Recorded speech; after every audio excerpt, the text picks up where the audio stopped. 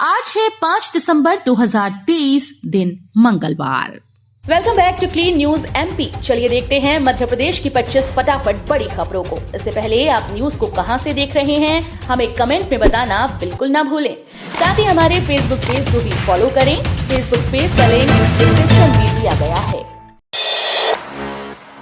दिव्यांगों के लिए बेहतर कार्य करने पर एमपी को मिला सम्मान। दिव्यांगों के लिए बेहतर कार्य करने पर एमपी को सम्मान मिला है। राष्ट्रपति द्रौपदी मुर्मू द्वारा दिव्यांग जन सशक्तिकरण के लिए राष्ट्रीय अवार्ड सर्वश्रेष्ठ राज्य दिव्यांगता आयुक्त अवार्ड से मध्य प्रदेश के निःशक्त जन आयुक्त संदीप रजक को सम्मानित किया। ये अवार्ड नई दिल्ली के विज्ञान भवन में आयोजित कार्यक्रम में प्रदान किया गया। संघ की खामोश मेहनत सफलता ने मचाया शोर। राष्ट्रीय स्वयंसेवक संघ ने इस बार मध्य प्रदेश सहित 5 राज्यों के चुनाव को बहुत गंभीरता से लिया। 2018 के विधानसभा चुनाव में संघ ने सीधा हस्तक्षेप नहीं किया था तो भाजपा को मध्य प्रदेश, राजस्थान और छत्तीसगढ़ में सत्ता से हाथ धोना पड़ गया था। संघ इस बार के चुनाव में पिछले चुनाव की कमियों को दोहराने देना नहीं चाहता था। इसीलिए संघ के चिंतकों ने इस चुनाव में वर्ष 2024 में होने वाले लोकसभा चुनाव को ध्यान में रखकर रणनीति बनाई। मध्य प्रदेश में 16 दिसंबर से पहले करना होगा शपथ ग्रहण। मध्य प्रदेश विधानसभा चुनाव में भाजपा ने 230 में से 163 पर जीत दर्ज की। 16 दिसंबर से मलमास की शुरुआत हो रही है। ऐसे में इससे पहले सीएम और मंत्रियों को शपथ ग्रहण करना होगा। मध्य प्रदेश में चुनाव के दौरान भाजपा ने मुख्यमंत्री के रूप में कोई चेहरा सामने नहीं रखा था। यहां नरेंद्र मोदी के फेस को ही सामने रखकर चुनाव लड़ा गया। पेड़ों पर बड़ी बड़ी कील ठोककर विज्ञापन करने वालों पर पुलिस कार्रवाई और जुर्माने की मांग। राजधानी भोपाल में पर्यावरण प्रेमियों ने मानव अधिकार आयोग, कलेक्टर और कमिश्नर को पत्र लिखा। उन्होंने मांग की है कि भोपाल शहर में पेड़ों पर बड़ी बड़ी कील ठोककर विज्ञापन हो रहे हैं। ऐसा होने से हरे भरे पेड़ सूख जाते हैं। शहर में वैसे ही हरियाली कम है और इस प्रकार से विज्ञापन होने से पेड़ धीरे धीरे सूख जाते हैं। प्रदूषण लगातार बढ़ रहा है, लोगों का जीना मुश्किल हो रहा है। इस प्रकार से विज्ञापन करने वालों को लेकर निगम के अधिकारियों को जानकारी देने के बाद भी उचित कार्रवाई नहीं की जाती। मदुरै हजरत निजामुद्दीन एक्सप्रेस निरस्त।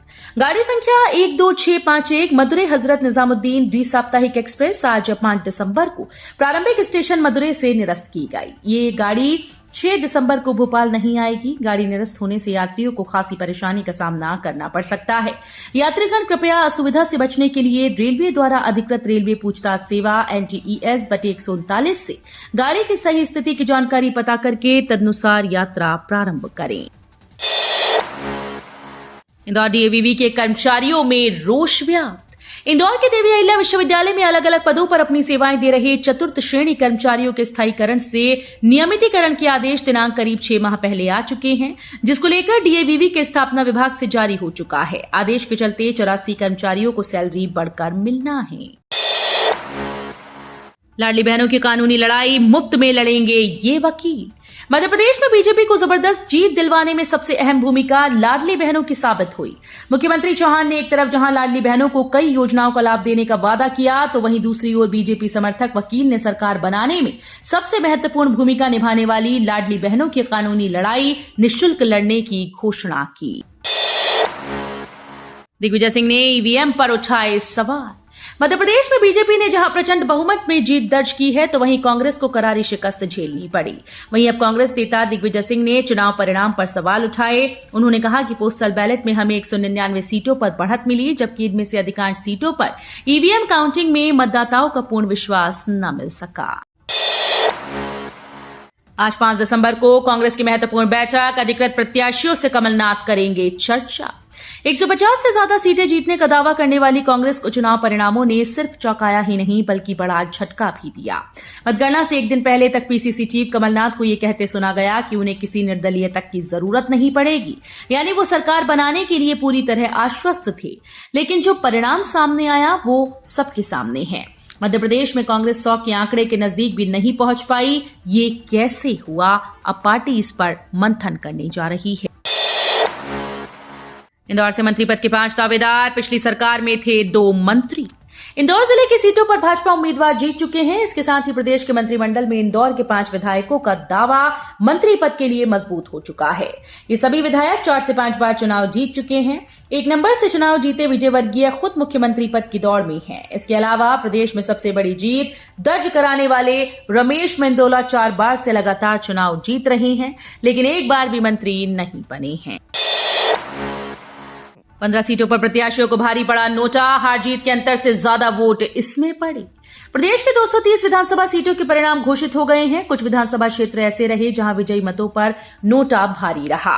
ऐसे ही एक सीट शाजापुर की है, जहां भाजपा के अरुण भीमावत ने कांग्रेस के कद्दावर नेता और पूर्व मंत्री हुकुमचंद कराड़ा को 28 मतों से पराजित किया, जबकि यहां नोटा में 1534 मत दिए गए। हुकुमचंद मिल की भूमि मध्य प्रदेश हाउसिंग बोर्ड को हस्तांतरण की दी सहमति। इंदौर में मेयर इन काउंसिल की बैठक में महापौर द्वारा नगर पालिका निगम के स्वामित्व की हुकुमचंद मिल की भूमि की देनदारियों के निपटान और भूमि पर विकास योजना के संबंधित प्रकरण पर विचार करते हुए निगम स्वामित्व की जमीन को मध्य प्रदेश हाउसिंग बोर्ड को हस्तांतरित करने की सर्वसम्मति से देने को सैद्धांतिक सहमति दी गई। एमपी में भीगा मौसम, जमकर हुई बारिश। मध्य प्रदेश में एक बार फिर से मौसम ने करवट ली। यहां कई जिलों में तेज बारिश तो कई इलाकों में बूंदाबांदी हुई। शिवपुरी में दिन भर में 1 इंच से ज्यादा पानी गिरा, जबकि ग्वालियर में दिन भर बूंदाबांदी होती रही। बारिश के बाद प्रदेश के तापमान में भी गिरावट आई। यहां दिन का पारा 5.1 डिग्री लुढ़क गया और न्यूनतम तापमान 20.1 डिग्री दर्ज किया गया। विधानसभा में जीत के बाद अब भाजपा ने शुरू की लोकसभा की तैयारी। हर बूथ पर चलाएगी मोदी अभियान। मध्य प्रदेश विधानसभा चुनाव में प्रचंड जीत से भाजपा उत्साहित है। इसके साथ ही अब पार्टी ने लोकसभा चुनाव की तैयारी भी शुरू कर दी। सोमवार को भाजपा मुख्यालय में प्रदेश अध्यक्ष वीडी शर्मा ने कहा कि अब हमारा संकल्प है कि प्रधानमंत्री नरेंद्र मोदी के नेतृत्व में मध्य प्रदेश विधानसभा चुनाव में भाजपा को जनता ने प्रचंड बहुमत से आशीर्वाद दिया। उन्होंने कहा कि केंद्रीय नेतृत्व ने 51% वोट शेयर का लक्ष्य दिया था। आदिवासी सीटों ने बचाई कांग्रेस की लाज। कांग्रेस की 65 सीटों में 22 सीटें आदिवासी। मध्य प्रदेश चुनाव में कांग्रेस को 65 सीटें मिल पाई हैं, जिसमें 22 सीटें आदिवासी विधानसभा क्षेत्र की हैं। हालांकि ज्यादातर सीटों पर जीत का अंतर 1500 वोटों का रहा। मालवा निमाड़ में सबसे ज्यादा 22 सीटें अनुसूचित जनजाति की थीं। उनमें से 11 सीटें कांग्रेस जीती है। जयस के साथ समझौता करने का फैसला भी कांग्रेस का सही रहा। विधायक चुनेंगे नया सीएम या भाजपा आलाकमान, केंद्र से आएंगे पर्यवेक्षक। मध्य प्रदेश विधानसभा चुनाव में प्रचंड जीत के बाद अब भाजपा में सीएम की रेस शुरू हो गई। इसे लेकर मेल मुलाकातों का दौर शुरू हो गया। ऐसे में सवाल उठ रहा है कि मुख्यमंत्री शिवराज सिंह चौहान ही 5वीं बार प्रदेश का नेतृत्व करेंगे या फिर कोई और नया चेहरा होगा, जिसे दिल्ली से केंद्रीय नेतृत्व तय करेगा। चलती मालगाड़ियों से सामान उड़ाने वाले चोर गिरोह का पर्दाफाश। मध्य प्रदेश की राजधानी भोपाल में आरपीएफ ने बड़ी कार्रवाई की। आरपीएफ ने चलती मालगाड़ियों से सामान चुराने वाले गिरोह का खुलासा कर हरदा जिले के 4 आरोपियों को गिरफ्तार कर लिया। आरोपियों के कब्जे से पुलिस ने चोरी का माल और एक बाइक जब्त की।